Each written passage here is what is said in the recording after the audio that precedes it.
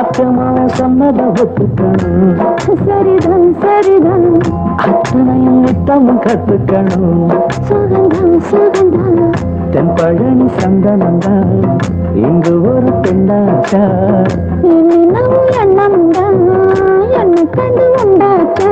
உண்டானையா இழுக்கட்டுமா, ஒரு முத்தாரத்தை பதிக்கட்டுமா. அடிப்பூவா பொண்ணே கண்ணே இங்கே வா. நீ எடுத்து வைக்கணும்,